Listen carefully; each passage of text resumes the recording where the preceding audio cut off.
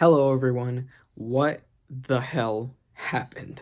Today I'll be reading One Piece chapter 1186. So, last chapter was kind of insane, but it didn't start off that way. It was a very chill beginning, and then it just began to slowly and then rapidly escalate for that final double page spread. But just to recap, the beginning of the chapter was a sort of continuation of the prior chapter, which is exploring this era of Brook's life as an 11-year-old. And this time it was focused on his dynamic with Candel, who was not the queen at the time yet. But yeah. So it's just exploring his dynamic with her and her teaching him manners, which I found I just like that we kind of have an origin for Brooks, very polite mannerisms and stuff. He wasn't always like that, but Candel kind of beat it into him. I would say, yeah, because I was hesitant on saying beat into him, but she did punch him like twice, I think, or maybe once.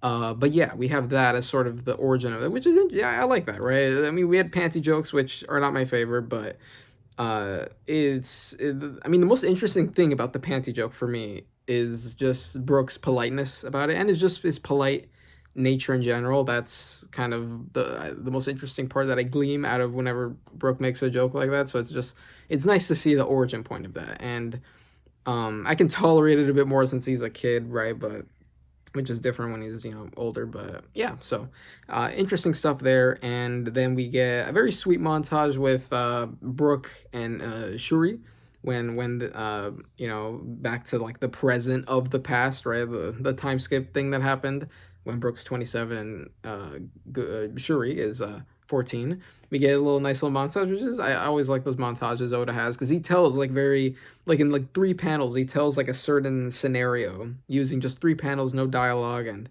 it's very I like when Oda does those. So that was nice, and that was pretty much the end of the niceness, because tragedy begins to strike, right? There's this like fog mist thing that just starts like rotting away the instruments of Asperia, like therefore tanking their economy. People start coughing and getting sick from it, and it's bad, right? And then they can't pay the heavenly tribute anymore. King Leuven is like, we got to go to war, right? We're not giving them slaves, because they had asked him for slaves, the world government, since he couldn't pay the heavenly tribute, but he said no. Therefore, Isperia is a lawless land, and the government swooped in and was gonna just loot them, I guess. But there's some ulterior stuff beneath the shadows that kind of that honestly might be the reason they invaded. Maybe if not for like the Shuri stuff and like the importance there, they might have not even invaded, right? I mean, if it's a lawless land, then pirates could just do that work for them. So maybe they wouldn't even have come if not for Shuri. But yeah, so that happened, and just amazing final, two double page spreads, right? The one with Brook, where he's like just the explosions happening in the background, right? They're invading, marine ships are there, and Brook is singing the song, right? The based on the title of the chapter. And he sang it earlier, right? And it was about, he taught it to Shuri to be like, stay like a little bit more independence from her parents. That was kind of the message of the song. But in this case, Brooke kind of adapted it to be, instead of like, get us mine, get out of the way, parents. Now it's the government, right? And it takes on a much more serious and political message, which just very cool. I love Brooks, very determined, in a very determined way, just like rushes toward the castle, slashing people, just seeing the song in his head. Very, I love the vibes of the double page spread. Um, and and then that final one, oh my god! Like I said, we got freaking Mars there, Shuri, both Domi reversed, both her and her father dead on the ground, and that mysterious knight of God in the back that we'll probably find out who that guy is in this chapter. But and then Shuri is like, obviously she doesn't lose her memories when she gets corrupted, but she's just becomes a twisted version of herself. So she kind of says to Brook, the war's over, right, Brook? Aren't you happy? That's we're done. No, the invasion is over, right? We've the job is completed. So yeah, that was crazy. I did not have that much time to talk about it last time, but man, oh man, and I think my favorite part of last chapter, like in terms of honestly, it's kind of goes outside the chapter. Theory piece for last chapter was so much fun. Th- I mean, there's always theories for every One Piece chapter, but typically the way it goes, it's just like one line of dialogue or a certain detail, maybe two or three of them that don't really have to do with each other, and don't really have. They're not as urgent in terms of like the plot of the arc. But there's those theories that come out of those chapters, but they're like stray theories, as I'm kind of describing. Whereas in this chapter, and this is not the only chapter. There's other chapters like this in the past before, but it's a bunch of theories spawning out of this one chapter that actually has to do with the plot, like very urgent, like the stuff that has to do with the plot. There's a mystery going on, and like it will likely be revealed and like uncovered in the next couple chapters, like those chapters with theories like that, right? Where it's not like, I think the perfect example of like the former type of theory I was talking about was like a Dozon from a couple chapters ago. That's like a theory where it's like very interesting. I like that, but it doesn't really have to do with like the chapter. I mean, it happened in the chapter, it was referenced, but like Dozon, it's meant to be a reference. We'll find out who Dozon is like way later, and that's that. But in this chapter, these theories are about. There's a bunch of theories, and it was a bunch of them. It wasn't just like one or two. There's a bunch of little details, and there's this mystery in this flashback, super relevant to the plot, and it's probably gonna get revealed in the next couple chapters. And it's just that, right? And I mean, in terms of examples, right? We had the fog. What is that? We had the visit with the celestial dragon, uh, Candle becoming sick and bedridden after that visit, and then she becomes the queen, and Shuri is born right after. It's like all those details, and like just all of that is just, it's a mystery, right? I think other examples in the series was like the chapter before Kanjuro's reveal as the traitor in Wano, or maybe some egghead stuff with the traitor there, right? Just like theories, but like actually about the plot, and they're about to get revealed, and like we're piecing together stuff like that. So that was really cool. Like, and I'm sure that's gonna happen in the future, maybe in the Void Century flashback, other stuff, but very fun to discuss because just all these small little details, right? And it obviously helps that this flashback is filled with those details, because it seems like you know we've been seeing stuff above the surface, right? Surface level stuff with Brook's kind of mindset and his perspective on things, but clearly there's stuff going on in the shadows that Brook was not privy to. And I guess getting into predictions right now, I think the chapter, I think will, I mean, this might not happen, but I'm kind of confident it's going to begin kind of like how the Harold flashback began, where it showed us what happened, which is what happened last chapter, but then the narrator started to cut in and be like, okay, if you want to understand what happened here, we got to go back in time a little bit. I think we're going to get that, except in that example, it happened at the end of the chapter and it happened all at once, whereas in this chapter, we're getting the big reveal and then the narrator's cutting in the next chapter. So there's a bit of a stop right there, a bit of a gap. But that, I think we're gonna get that, right? Because Brook's perspective is not gonna allow us to figure out what actually happened, because he was like 12 or 13 at the time, whatever. Whenever when the Celestial Dragon showed up, he didn't understand what happened. Like, clearly, Leuven knows what happened. Candel's probably knew what happened. Candel also died abruptly, which was weird, and I feel like we're gonna get context for that. She might be dead, she might not be. Hopefully, and I think we are gonna get context. If there were no like under the shadow stuff, and like like some stuff under the surface that we don't know of, and Candel just died like that, that's kind of disappointing. But I'm sure we're gonna get more to her character, and because again, there's all these little details. Mars is there. I love the theory that Mars created the gas, with his Itsumade thing, referencing kind of the yokai he's based on, and he's the godhead of the environment, so it kind of makes sense as well. It's just, I love the theories last chapter. So yeah, prediction, I kind of gave one. I believe that's how the chapter is going to begin, with the narrator cutting in. Is Candel is that theory gonna come true, that she was raped by a celestial dragon, and then Shuri's not her kid? Maybe. I think maybe. I think that could be that. I'm not gonna go fully into it, but that is a possibility. I'm just wondering how it happened, right? How did Candel I mean, Candel's strong, right? Unless it was a Knight of God, which actually is probably the case. But if it was just a regular celestial dragon, I don't know. And it was on their home turf. It wasn't like she got kidnapped like Ginny and then was helpless. Like, I'm wondering the logistics of that, if that is to be the case. And I guess that Knight of God, it might be her father, it might not be. I'm gonna guess it's the commander of the Gods Knights or the Knights of God, or like at that time, right? Whoever it is, I don't think it's Garling yet. Um, but yeah, I think we'll see Emu this chapter as well. Maybe face reveal for the freaking the crown version of Emu, right? Not the one in Elbaf right now. And yeah, and Brook's gonna get a scar. I think we'll say, and maybe Brook will meet Yorkie. I'll say that too at the end of the chapter. Because how that's another thing I'm wondering. What is Brook gonna do? Because there's like a 10-year gap between right now in the flashback and like when he becomes a pirate. And Asperia is already pretty much destroyed. What is he going to be doing? Is he just going to be like out at sea by himself? Is he just going to camp out in Asperia, scavenging for food for like the next couple years? Or was he in the Rumbar Pirates for like longer than we had previously thought? I don't know, but I guess we'll find that out. And as always, and oh wait, spoilers, I don't know anything. I just want to bring that out. I don't know anything about this chapter, but going back to this, and as always, an Ellen Rouge, please, Oda. Okay, kind of a long intro, but there was a lot to last chapter. It was kind of insane. We'll just pull up the TCB scans.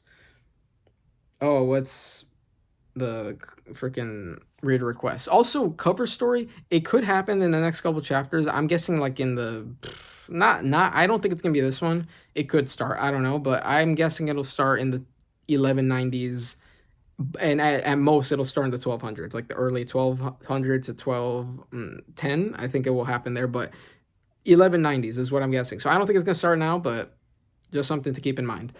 But reader requests, I'll guess freaking. We got Boa last week. Let's guess Django. Django. I haven't read the title. Let's read it. Chapter 1186. Once more. Once more. What could that be referring to? Once more, like, I don't know. Is Brook saying that? Why would Brook be saying once more?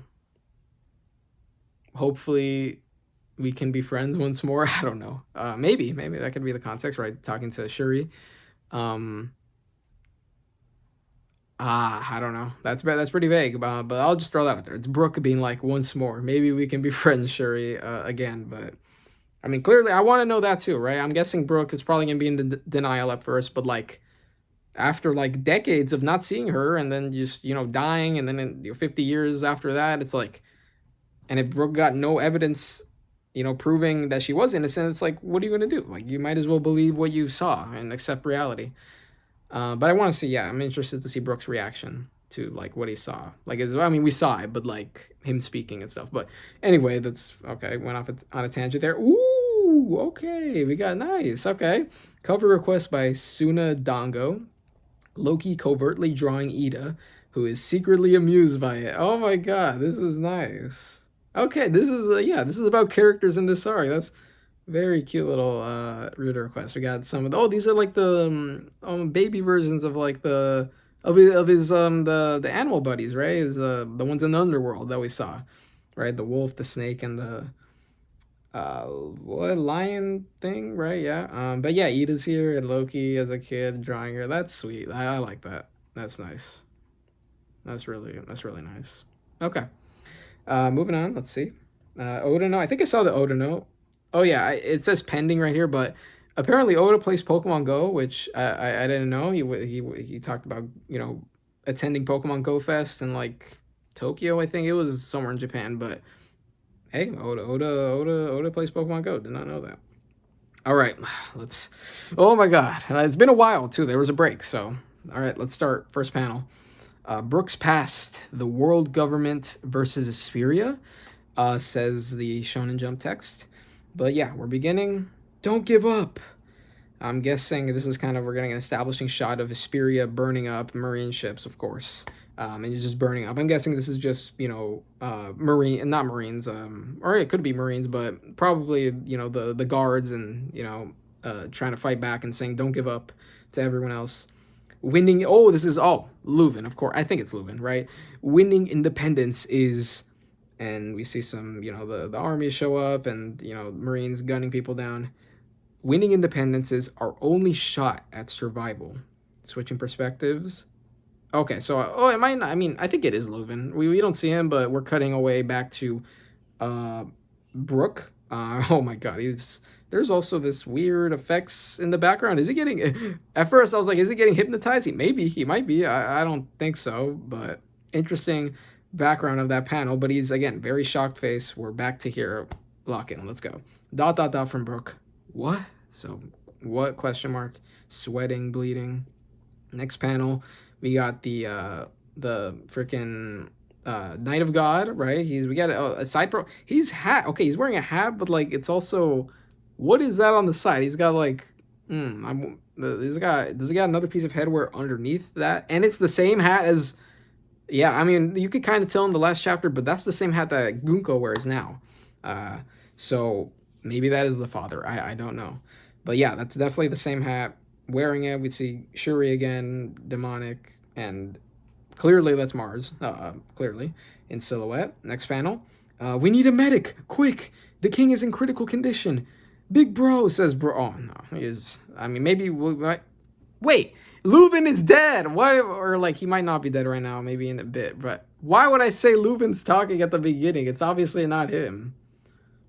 Why did, I completely forgot about Leuven, my bad, that's, if you guys caught that, you're probably like, what is this guy saying? Yeah, he's here, and he's about it. I mean, he might not be dead. He might give some last words, but yeah, so dumb of me. But tutun, we got Brook right here, just very chill. He just instantly goes to him, right? He's not attacking. It's like Luffy, right, in the rooftop, right? Immediately goes to Kinemon and the others. Doesn't immediately strike Kaido or Big Mom yet, right?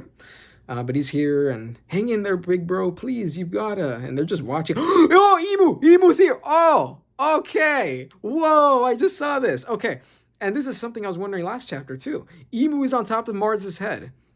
I don't know if you saw my last reaction, but when I saw that double page spread and I saw Mars, I was trying to see, is Emu controlling him? Because clearly there was some Domi Reversi going on, but I'm like, but Emu's not here, so maybe it was the Goro, maybe it was just Mars, maybe whoever did it at God Valley to the Davy clan was just Saturn, right? Maybe the Gorosei has the power too, but no.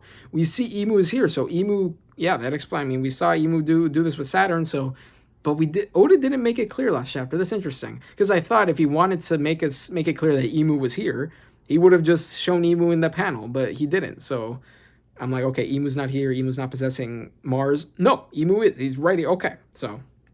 Okay, that's good to know. That follows the logistics of Domi Reversi that we saw in God Valley. And okay, so Emu is also present here. That's interesting to know. Yeah, okay, so next panel. Big bro. Big bro. Oh my God, he just keeps saying that he's got some flashbacks. Are you a fan, mister? Yeah, when Leuven showed up to where, the junkyard, and he's saying, are you a fan, mister? Don't call me mister. And he's thinking back, crying. Yo ho ho, well, I suppose I'll just call you Big Bro. And we get another panel of Child Brook smiling, and then Leuven smiling in the past. Big Bro, Big Bro, Big Bro. Oh my God, this is fucking tragic. And they're just watching. Emu's watching. Emu ... right here. Where's that damn medic, says Brook. Yeah. And we see there's like the doors, he left it open, right, where he came into the room. Next panel. Oh, door slammed shut. I guess Emu, did Emu like force it shut with like the hockey or something? I don't know, but it slammed shut. And I'm guessing this is Emu speaking based on the font. This sudden intrusion is quite the inconvenience. And Brook kind of realizes someone's talking. 2 exclamation points. Next panel. Or maybe it might be Shuri talking, because we have Shuri now talking in the next panel. Brook, you know that guy is dead already, right? Jesus Christ. Brook, you know that guy is dead already, right?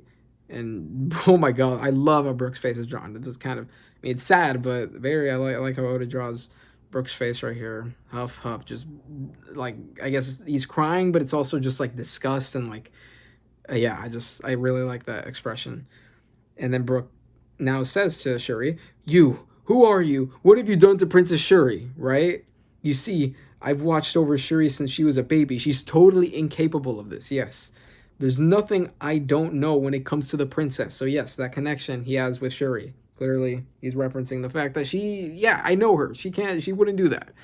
Um, but again, like I alluded to, or I didn't even allude to, I basically just straight up said it. Brook, there's no evidence that proved otherwise that this wasn't Shuri, because I don't think Brook got further information. I'm pretty sure they just left, right? And Brook just lived out his life and never encountered any Shuri world government related stuff in the future. So what was he going to believe, right? His kind of denial or reality, right?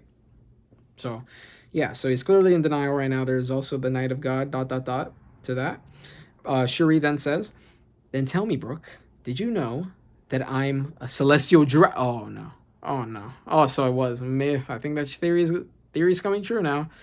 Oh, my God. Shuri, the way Shuri's talking right now, it's fucking crazy. By just saying, Brook, you know that guy's dead already. Then tell me then, Brook, did you know that I'm a celestial dragon? Oh, my God. But yeah, she says that, and then Brook's like, surprised. This guy wasn't. Oh, no. Yeah, I think it's true. This guy wasn't my real father. Did you know that? Why is she talking that? Oh, my God.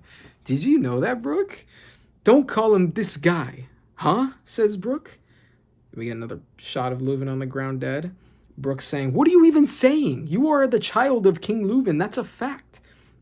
Can you prove? Oh my God, Oda. And then Shuri responds to that saying, can you prove it? Can you prove that? And then Brook's saying, that's irrelevant when it comes to the bond between a parent and child. It isn't. This is life-changing news. I should have been raised as a celestial dragon. These past 16 years were a complete waste. Don't you understand how angry that makes me? Oh my God. Does you? Yeah, okay. Yeah, so clearly, I mean, I think she is a celestial dragon, but this new persona of Shuri is like saying, yeah, I apparently I was a celestial dragon. That's what I should have been this whole time. These whole past 16 years, complete waste. Also, I thought she was 15. Or I guess maybe time passed by. I thought she was 15.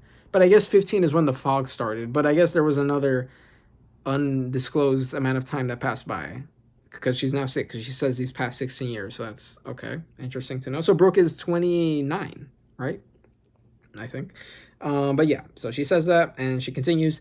And that demand for 1,000 slaves, it isn't true. This guy. Okay, yes. People were talking about that too. I didn't bring that up because I was not going to bring up every single theory I saw. But yes, that was something else other people brought up, which is interesting that it was confirmed right here. People were saying, what if Emu, because clearly it seems like the point of this invasion of Asperia was to get Shuri, right? If not for Shuri, they probably wouldn't have invaded, right? It would have become a lawless nation, but they probably wouldn't have invaded, which makes sense to me. I was kind of suspicious last chapter. I'm like, does the world government really just like the first thing they do when a nation becomes lawless, they themselves invade? I don't think so. I feel like they just leave them alone and like let the pirates do it, right? But here, the world government's taking action against Asperia right when they become lawless. So like, very interesting. And so yes, I guess it's true. People were saying that what if the 1,000 slaves isn't even true? What if they just wanted Shuri, right? And then Leuven just came up with this astronomical kind of number to just not tell the truth, obviously, to his men on why they would be coming to Asperia. So yes, that's very interesting that what people were saying was true. And that demand for 1,000 slaves, it isn't true. This guy just didn't want to hand me over. Stop calling him that, says Brook. This guy was a good-for-nothing king who pointlessly led his people to their doom. Oh, no. No, Sherry. No. Next panel. Oh, we got... Okay, so I think we're... Next page, rather. I think we're getting... Oh, I think the... Well, ... from the Night of God, and Shuri continues to speak. That's why I made him take responsibility. With the king dead, this war can end. But defeat will make our nation a lawless land, says Brook. That is no longer my concern. Yeah, right? She said she's a celestial dragon. She's going to be going to Marisia. Well, who cares about Asperia, right? Stop the little conflict here. I'm out, right? Who cares? She doesn't, at this point, she doesn't care what happens to this land. But next panel, we get, oh my God, okay. So, okay, this guy's talking now. I'm not going to look at the Oda box yet until I read these dialogues, but... Okay, so this guy says, I remember you now. There was a kid with an afro. Oh, so this is a celestial dragon that washed up. And that's interesting language, too. I hope we get more context for that. Did they wash up like Miosgard did in Fishman Island? Or did they, like, purposefully arrive? Like, interesting. So, He says, I remember you now. There was a kid with an afro among Candel's attendants. And Brook, exclamation points, looks at him. Knight of God, Saint Manmayer, grow. Grow. Groh. Interesting. So it's Manmayer, so it's not looking good for, I mean, the theory is basically all but confirmed at this point. It was kind of confirmed already, but yeah. Dun-dun. Introduction, new character right here. He's wearing the hat, but I don't know if it's part of the hat or if he's wearing something underneath, but he's got these like, or is that his hair? That just might be his hair, actually. Yeah, that might just be his hair. I don't know why I'm like assuming it's like some other piece of headwear. It might just be his very, very long hair. But yeah, Knight of God, Saint Manmayer, grow. You weren't allowed to come near me. Oh, he's got, yeah. That's another thing too, right? People were saying like clearly his eyes were shadowed. So if he's got the heterochromia, yep, that's the father. And yep, he's got the heterochromia right here. You weren't allowed to come near me. Yeah, which also makes sense because, again, Brook clearly didn't know what was happening. He clearly did not get the full context for why the Celestial Dragon was there, what happened, why Candel became bedridden. Yeah, so you weren't allowed to come near me. That makes sense. So he says that with his eyes being revealed. Brook clearly saw those eyes as well, and he's putting the pieces together and, accepting the fact that she is the Celestial Dragon. But yeah, exclamation points, more shock from Brook. That's I, says Brook, and he's on the floor just like shocked at that. Groh stands up from where he was sitting.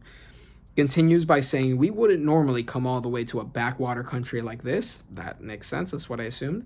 To retrieve a single brat, but this kid possesses those mismatched eyes. Being born with that trait is truly rare. Wait.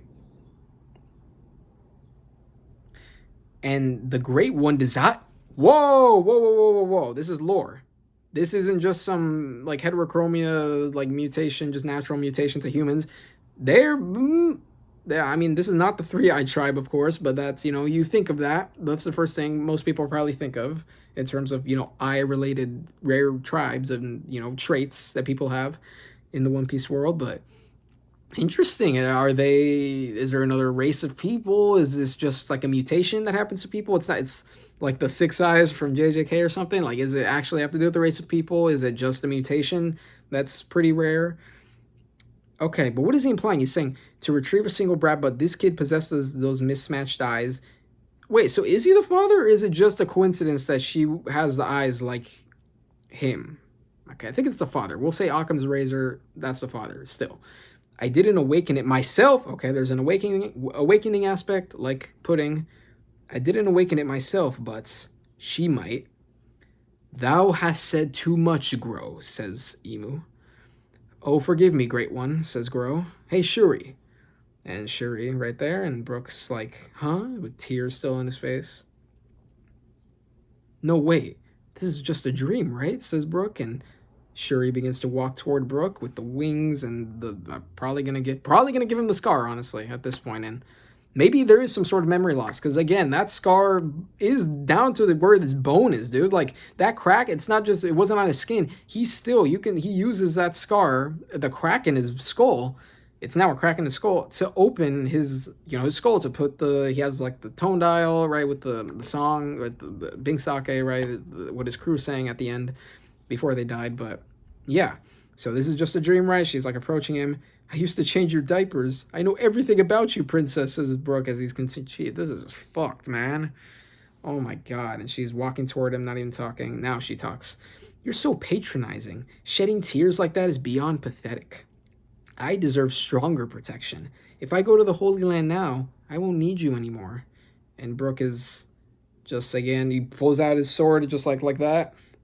And he's, crying and, to what she's saying.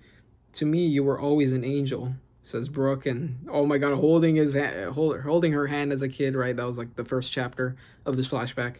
But now you look like a demon, right? Oh my god, you were always an angel, look like a demon, that contrast. And as she's ready to slice him, and Brook's also, I don't know if he's going to even try anything, right? He has it held up, but it might be like a Garp at Marineford situation right here. Gavot says, Shuri. Oh my god, this freaking phone. Okay, I'll be right back. Okay, we're back. Just had a phone call, had to take. Okay, so moving back here, you were always an angel, but now you look like a demon. Gavots, I think that's one of Brook's attacks, maybe, which is honestly also tragic on its own that she's using one of his attacks against him. I couldn't protect Big Bro, the man who saved my life, says Brook, and as he lets go of his rapier, his weapon, and Shuri ready to. Oh, is this where the scar? Oh my god, this is gonna be fucking brutal if this is the scar, because again, it's like, bro, it went so deep in. It's just gonna go through his head or something. I don't. Next panel. Oh, yep, it is. It just goes straight through. I mean, that makes sense. Bond en avant. Bond en avant, right? That's the rest of the attack name. Oh, he's singing too because that's what he does when he's about to die, right? Yeah, he did that as a kid too. And this is the same song, I think. From frogs to cattle, from kings to chattel, of the dead you'll find, only bones get left behind. Dodon, stabbed right through, obviously, where he gets a scar. Jesus Christ, and no mercy, she just does that. Bones alone, as everyone knows. That's just the way the story goes, and he falls to the floor. And they leave, they get up, and I don't know, they're gonna break the window and just fly out of there or something. I mean, they got Mars, they just I don't know. But I don't know, Emu probably just teleported there, right? Oh, well, maybe Mars, because Saturn was physically at God Valley, so was Mars... I guess maybe they just went on like a secret back way route to physically to Asperia, and now they're going to teleport? I have no idea, I don't know. But they're getting up, they're leaving, Brook's on the floor. Commander! Oh, they found him. I think, yeah, we're switching perspectives, I guess, moving forward a little bit. Commander Brook, he's awake. It's a miracle. And Brook wakes up, and he's got the bandages over his head. I'm shocked. The sword went through your head, and you survived. Oh, very similar to Jarl, now that I think about it, in terms of, very similar situations going on. Yeah. And you survived. Oh, is there going to be... there might be some amnesia stuff, which, yeah, okay, maybe. Well, we'll see. It's a miracle. It missed your major blood vessels and your brainstem. The brain itself, what about the king? What was he going to say? What about the king, says Brook. Maybe memory loss? I'm not sure how much you remember. I mean, it's not going to be like Sabo memory loss. It'll just be maybe short term. I'm not sure how much you remember, Commander. We shouldn't give you too much of a shock. As Brook gets up. No, I want you to tell me. We failed. The king is dead. As we get another shot of Asperia, and I guess the Marines are left, maybe, but obviously it's fires. It's kind of destroyed a little bit. Next panel. An eyewitness saw Princess Shuri boarding a government ship. Yeah, that's what Brook said. Last time I saw you, you were heading off to the Holy Land. ... Most citizens have already fled the country. It doesn't matter where they go now. They'll be refugees now. And Brook's he's thinking back. Okay, so again, it's short term, right? He's starting to remember what happened and pictures Shuri in his head, the king. He screams. He's yelling. Wah! Commander! Oh no, his wound reopened. Commander, stay with us. And he's yelling and yeah. Commander.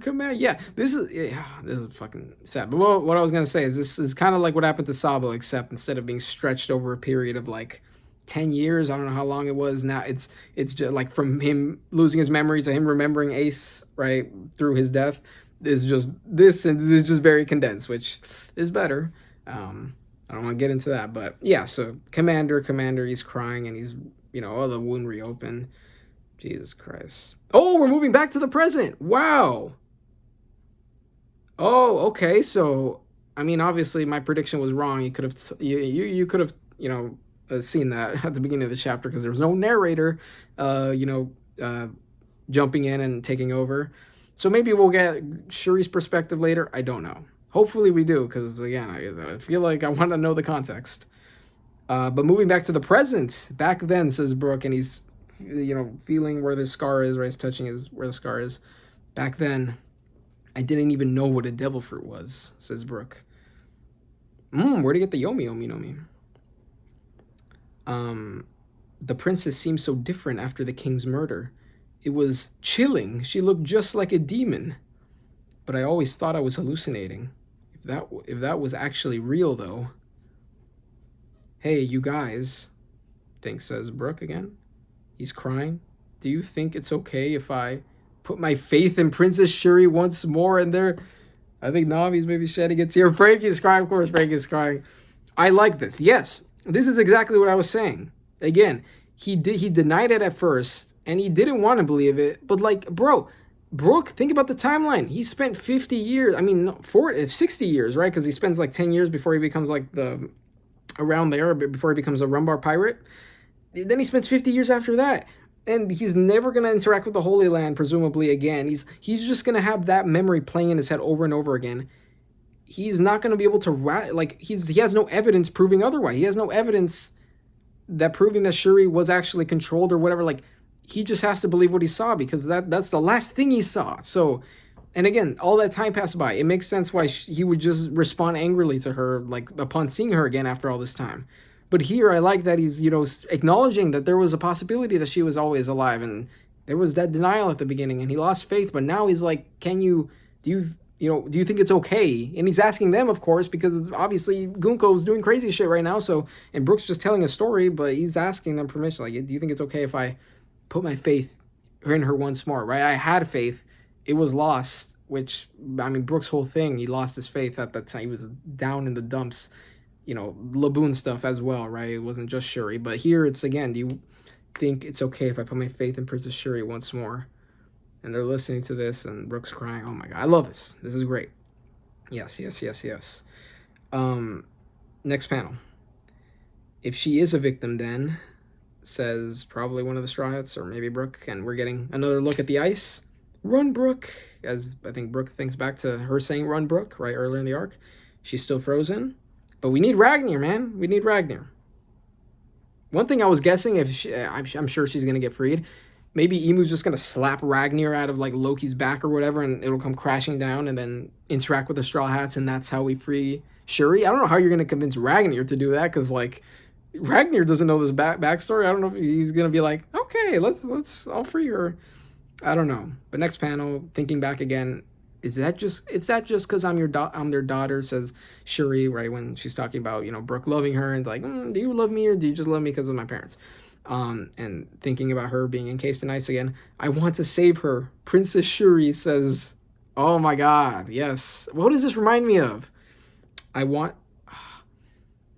I don't know. I mean, I guess I want to live moments, a little bit of Ace and Marineford, right? I want to...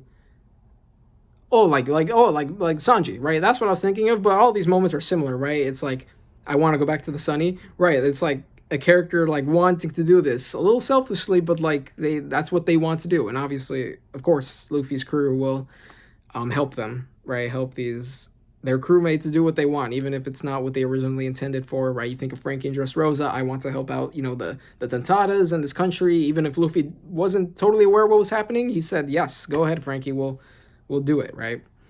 I want to save her. Princess Shuri crying as he says that.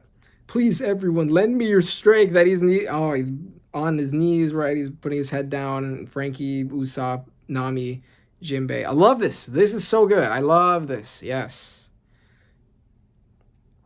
Next panel. No need to be so formal, says Jinbei. Let's hurry up and smash the ice. Hey, let's go. Let's go. I love this. I love this. Yes, he's cracking his knuckles too. Of course, they don't know what they actually need to destroy the ice, but love the confidence and the attitude. Okay. I wonder if lightning will do the trick, says Nami, immediately getting the climb attack. A radical beam is our best bet, says Frankie as he's crying. It seems like explosives don't work. What should I do, says Usopp, and he's like, looking around, I guess, trying to figure something out. I'm guessing he noticed maybe Emu shoot. Well, no, he was unconscious at that time. He used explosives on Gunko earlier, so is that what he's referencing? But either way, right, he's like, explosives, what should I do? Hey, Brook, wait up! And Brook immediately starts rushing, I guess, over there. Whoa! And he's crying, and he's rushing over there. Okay, nice, okay, so I guess this is what the Straw Hats are going to do now, which I like, right? Let's go, I like that. Moving on, switching perspectives to the Walrus School cafeteria. Oh, Luffy! Oh, we're going to have this chapter with a Luffy moment? Okay, maybe. Walrus School cafeteria. Wow, I'm stuffed. That crazy new guy is Elbaf's enemy, right? Huff, then, he takes off his boots, right? I think he had the Elbaf, right, as part of his attire. Takes off his boots, he has the sandals now. That new guy is Elbaf's enemy, right? Huff huff then. Going Gear 5, I think. He's my enemy too. I'm overflowing with power. Yeah, Luffy, I mean, he's been eating more than usual, right? Just to, get as much power as he needs. The way I'm feeling right now, I don't think I can lose. I don't like that you said that, Luffy. I don't think I can lose. That's interesting choice of words. But yeah, so switching perspectives, back to Loki and Emu. Okay, we haven't seen these guys in a while. Huff, huff, says Loki, targeting kids. The world government sure plays dirty. Emu replies, thou art ignorant of the reason then? So Emu's like, oh, do you not know why we're doing this, right? And Loki's question mark. Shall I enlighten thee? Says, okay, give me the monologue, Emu, let's go. 800 years ago, also there's a double page spread coming up. 800 years ago, the giant race were defeated in a bid to rescue their children. Wow! Whoa, that is, ooh. Whoa, I did not, ooh, that's an interesting, 800 years ago, the giant race were, that's very interesting. I'm thinking about Emu's just motivations now differently. So they're literally just doing what worked before. Wow. Yeah. Okay. That changes things a little bit. That's very interesting. 800 years ago, the giant race were defeated in a bid to rescue their children. Dozan, I'm guessing, right, was a part of that. If we assume that they're the ward god, right, and then they're giant as well. That's I guess that's just Emu being like, if it ain't broke, don't fix it. We're just gonna do the same thing, and it was about to work, right? It was gonna work. They gave up their children. Well, no, they didn't give up their children, but they surrendered, right? They surrendered. Okay, yeah. So Emu says that double page spread. Let me zoom out and zoom in real quick. First panel right here. 800 years ago. What are you saying? A few centuries is not nearly enough to change the nature of a race. I like that. Especially people like the giants who live 3 times as much as humans. A few centuries is not nearly enough to change the nature of our. I mean, Emu kind of says this as a general point. Maybe they elaborate right here, but not just all races, but like the giants, especially because they don't live there hasn't been that much generations as opposed to like humans since the Void Century. That's interesting. Yeah. Without fail, thine people inevitably bend the knee when thine offspring are taken. Yeah, you think of, Dragon, and I mean, that hasn't happened to Dragon yet, but, that's his reasoning, right? That's the whole point. He doesn't, he stayed away from Luffy for all these years. And we got another shot of Zaza holding the kids in the village and stuff. Ignorance of the significance of what is occurring is irrelevant. History always repeats itself. Yeah, I mean, I think Emu said something similar before, but yes, very much, definitely, I can see why they believe that. 'Tis already too late. Thou art all slaves of Mu. And we got, another shot of Brogy and Hyruden, I'm guessing reacting to the kids being taken. Next panel, Luffy's here, okay. Let me read these next couple at the top. You prick, what are you trying to say, says Loki. Hey, dumbass, says Luffy, as he's launching in. Loki was about to strike, I think, with his hammer. Luffy, what is this? He's almost like a Gum Bullet position. Probably not, but Dawn Bullet, maybe. I don't know. But he's gearing up one of his arms right there. Emu's face right here. What is his face? This is okay. We got to add this to the catalog of amazing Emu faces we've seen at this point. Emu looking hella shocked right there with like their mouth just slightly open. I love that. Next panel. Get off of elbow. What the fuck? Oh my god. Yo. Oh, I did not expect that. Punches Emu right in the face with the classic just villain getting punched in the face, with their lips and the blood and, no pupils there. One strike, says the Shonen Jump text. One Piece chapter 1186 end. Wow, what a chapter. Yeah, okay, Luffy doesn't call out his attack, but it's just a punch. Classic punch. I mean, it's probably gigantified. It's probably a gigantified fist. Luffy isn't in gear. Luffy isn't even in gear 5. He just punched him with, I'm guessing, Conqueror's coating, right? We see some lightning off of that. Lightning's not the best. Oda doesn't indicate it, consistently all the time, but I think we can assume it's just a coating of Conqueror's Haki on his fist.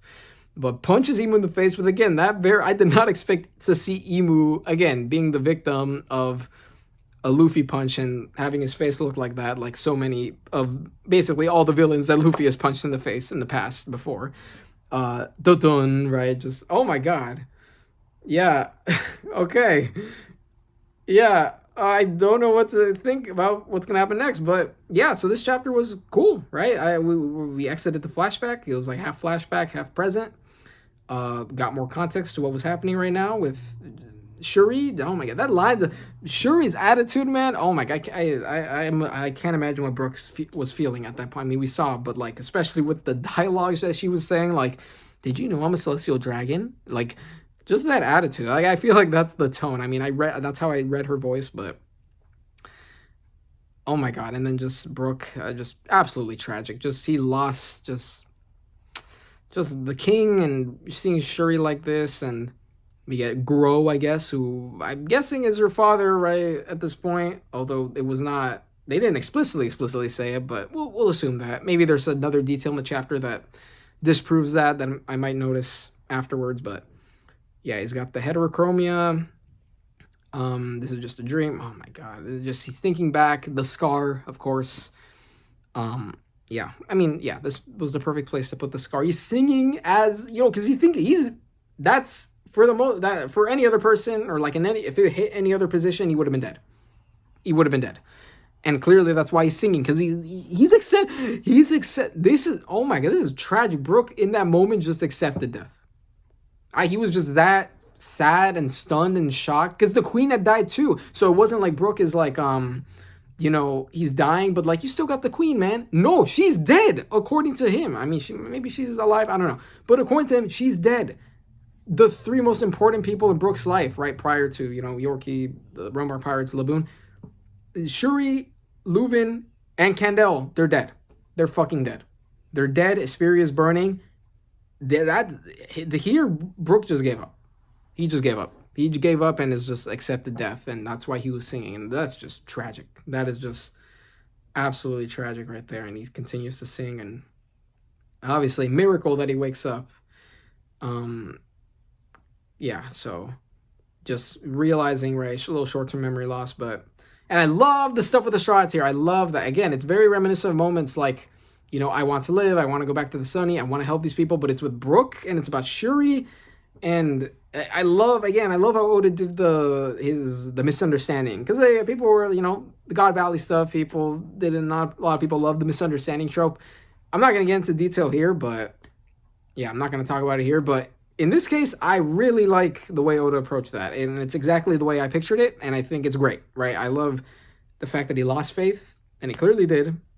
He had faith at the beginning, though, but he lost it, and now he has it back, and he's asking the Strats if it's okay, because Gunko just attacked them. For the most part, she's an enemy. Jinbei was literally talking about killing her before, but no, Brook is like that, and Brook knows that, so he's asking them for like, do you think it's okay? Will you guys, I want to save her, lend me your strength, help me, please. We got Brook's help me moment. Help me, bro. Oh my god. We got Sanji's help me moment, Nami's help me moment, Brook's help me moment. Fuck. Frankie's help me. You could call that help. There's probably more I'm forgetting, but yes, I love this. And with these particular straw hats, everyone's already ready, right? Usopp explosion, maybe. Radical beam.